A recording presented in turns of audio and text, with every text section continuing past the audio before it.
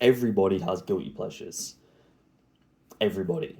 If you've had a long day at work and it's been stressful, it's just relaxing. It's fun to go home and watch something like Love Island or 90 Day Fiance, some other trash TV. I watch this stuff. That's what prompted making this video.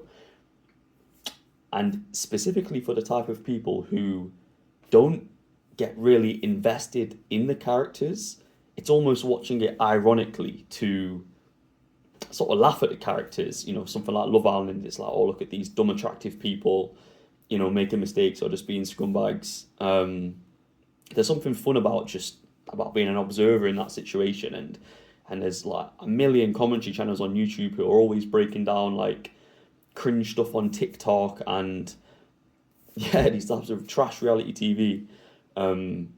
It's engaging, it's fun. There's something that's just interesting and just funny about it. Um, and that's fun. I don't think there's anything wrong with that. And at the same time, I didn't realize how watching that stuff and being okay with watching that stuff was keeping me stuck. I didn't see the link. This is the issue. When you're watching these shows, or specifically commentary channels on YouTube who are critiquing these shows or critiquing these people, you're kind of judging other people in a negative way. And it's not got a huge amount of malice behind it. It's mostly light-hearted. Look at how dumb or ignorant that person is. And it feels good, being honest with myself, it feels good to be able to so clearly see the issues with what someone else is doing. Um, the issue with this is that there's no way to judge them in this way and then not judge yourself with the same lack of compassion. I thought that if I was judging other people for being stupid, I didn't realize that that meant I was going to harshly judge myself. In reality, you control the magnitude of the judgment, not the thing that you're critiquing itself. Um, yeah, your brain doesn't know the difference between the two things. I put judgments into four categories, and there's two different variables about them. There's whether the judgment is good or bad, and there's whether there's ego present or not. What do I mean by that? Are you introducing yourself into the judgment? I'll give you an example. An example of a good judgment with ego is something like, that person's so much prettier than me, or that person's so much stronger than me, or so much more successful. That's a good, and you're involved. Then there's bad with ego. Look how dumb that person is, or look how ugly that person is. It may not be something that you say out loud. You may know that it's not socially acceptable or even kind to say out loud, but if you even have it in your mind, um, it's still going to cause you issues. And then there's good judgments with no ego, which is maybe you see someone who's pushing themselves outside their boundaries and you're sort of happy for their sake. You're not necessarily introducing yourself into the mix. You just sort of notice that, yeah, this person's doing something good for themselves.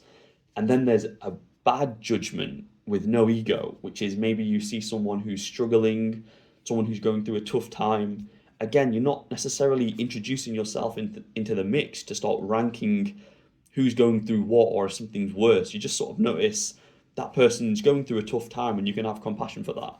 Um, and it's specifically whether there's ego or self present in the judgment, which is going to make it, which is going to create problems for you, not whether the judgment's good or bad.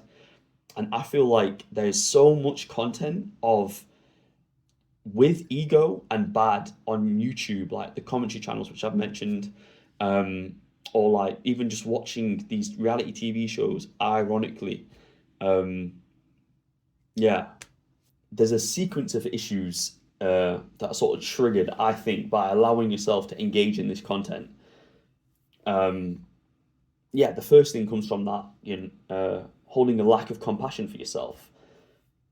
And then what that means is that as you start to become more familiar with judging other people and kind of spotting mistakes in other people's behaviors, your brain gets used to being critical. And then in order to not feel like a failure, you're you're making the standards higher and higher for yourself. And in my instance, I felt like I had to be excellent or perfect, otherwise I felt like a failure. Um, yeah, and that's just because I'm so used to seeing, like, being really nitpicky about other people's problems that, of course, I'm going to do that to myself. And that's a logical conclusion. Um, yeah, and one of the biggest issues with this is that if you're actually doing well and you achieve a small goal for whatever it is for yourself, maybe you've wanted to start working out, or there's a tough conversation which you've been wanting to have, or there's someone that you know that you've wanted to start flirting with, or speaking to. If you somehow muster up the strength, which or the courage, which for me was rare, when you actually do that, you immediately just stop being critical of that thing you've done. So maybe you introduce yourself to someone who you've not done before, or you have that difficult conversation, and then you'll start to say yourself, "Oh, well, that thing that I said was cringe," um, or they definitely didn't like me, or I didn't handle that, or I let my emotions get the better of me. When you take a W, which should be a W for yourself, a win, and you move it into the roastable column, you're screwing yourself. You're fucked, because all of the positive data, you're downplaying it slightly. And definitely in my case, I don't know if you can relate to this, all of the negative data, you let that stay exactly how it is. You don't minimize that. If anything, you maximize that. Um, so I used to remember thinking, like, even when I made it to the gym, I just was constantly looking down at myself and then across at other people who had been more, and feeling bad. I was a scared, like, skinny young kid, and when I'd made the, like, brave decision to go to the gym, there was negativity associated with it. Is there any wonder that you kind of get stuck in these certain habits um, when this is what you do to yourself?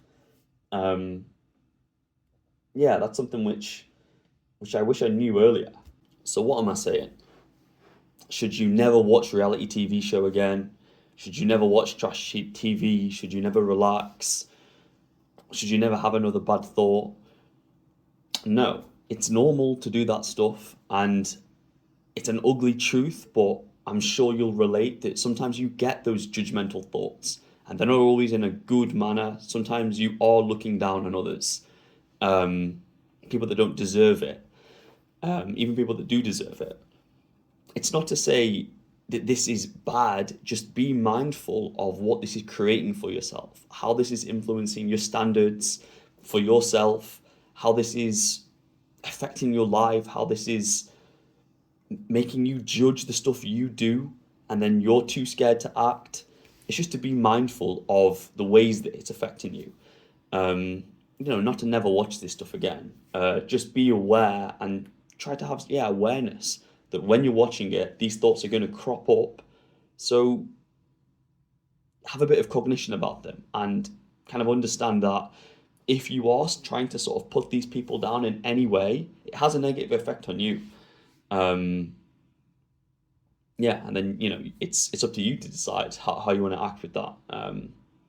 But being more mindful of it helped me reduce that, and it made me less critical of others, and it freed me to start taking action and building confidence.